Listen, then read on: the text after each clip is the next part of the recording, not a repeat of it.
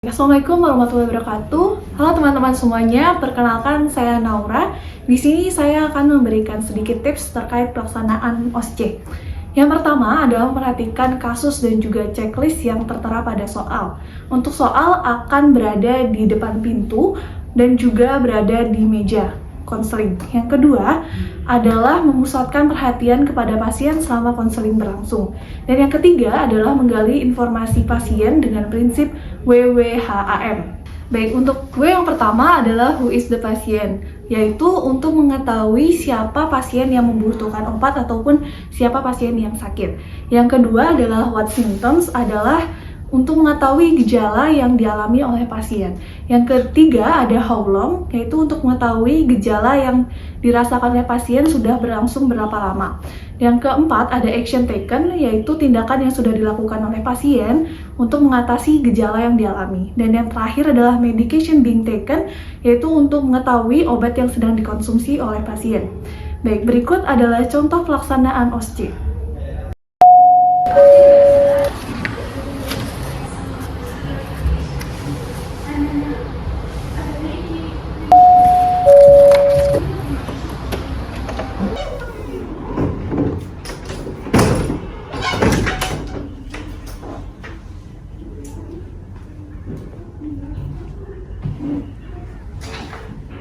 Selamat pagi Mbak, perkenalkan saya Naura selaku apoteker yang bertugas pada hari ini. Sebelumnya saya berbicara dengan Mbak siapa? Saya Fatihah, Mbak. Oh iya, apakah dia bisa saya bantu ya Mbak? Jadi gini Mbak, saya mau beli obat pagi Mbak. Ini obatnya. Oh, alprazolam ya Mbak ya? Iya.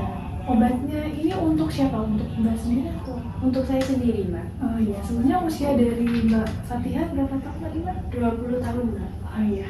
Baik, untuk keluhan yang dialami apa saja Mbak? Jadi untuk beberapa hari terakhir ini saya mengalami sulit tidur Mbak, gitu. Selain sulit tidur ada gejala lain nggak ya Mbak? Nggak ada Mbak, sulit tidur aja gitu. Udah berapa lama untuk sulit tidurnya Mbak? Kurang lebih 7 hari terakhir ini sih Mbak. Wah, sangat mengganggu ya Mbak ya, Iya. pada malam susah tidur gitu. Iya, Mbak. Sebelumnya untuk mengatasi sulit tidurnya apakah sudah ke dokter atau belum? 1 bulan yang lalu saya pergi ke dokter Mbak, terus diberi obat alprazolam itu. Berarti sebelumnya sudah merasakan gejala yang sama ya Mbak ya? Iya. Untuk riwayat penyakitnya apakah ada ya Mbak? Waktu saya ke dokter itu, terus sama dokternya itu didiagnosis kalau saya mengalami depresi gitu. Sebelumnya apakah ada dari Mbak sendiri suka mengkonsumsi alkohol atau merokok? Tidak Mbak, Ya, kemudian untuk kopi apakah suka konsumsi kopi? tidak juga Mbak.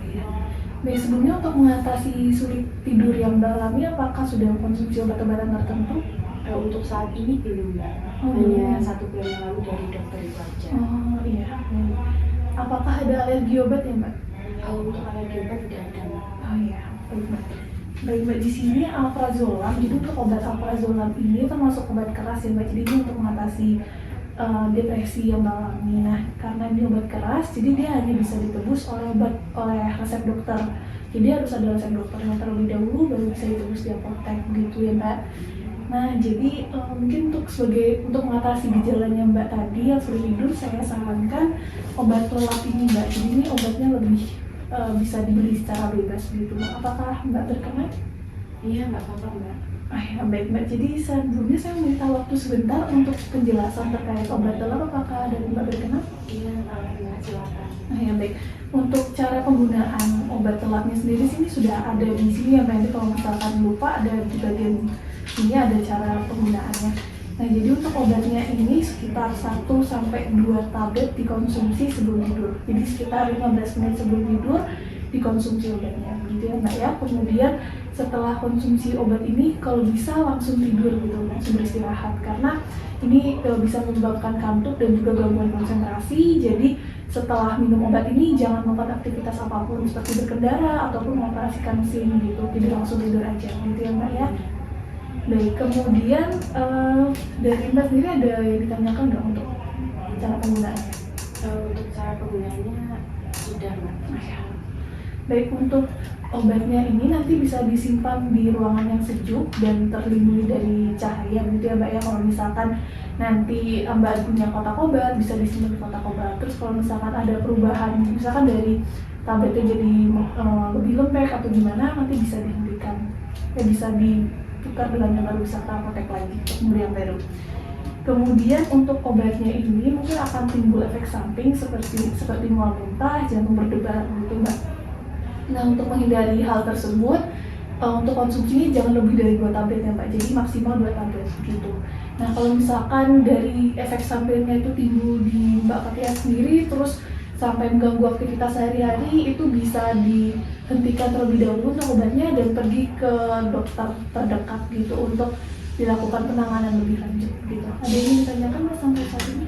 Mungkin saya mau tanya Mbak, ini misal saya mengkonsumsi namun masih merasakan gejala susah tidur itu gimana Mbak? Apa saya kesini lagi atau gimana? Oh ya, jadi kalau misalkan setelah konsumsi obatnya ini ternyata masih nggak mempan gitu, dari Mbak bisa pergi ke dokter untuk dilakukan pemeriksaan lebih lanjut, karena takutnya dari yang penyakit sebelumnya itu mempengaruhi kualitas tidur Mbaknya juga. Jadi biar ada diagnosis lebih lanjut, karena obat-obat psikiatri yang obat-obat untuk depresi itu tidak dijual bebas, jadi harus resep dokter gitu ya Mbak ya. Nanti kalau misalkan udah dapat obat dari dokter, baru kesini lagi akan kami berikan.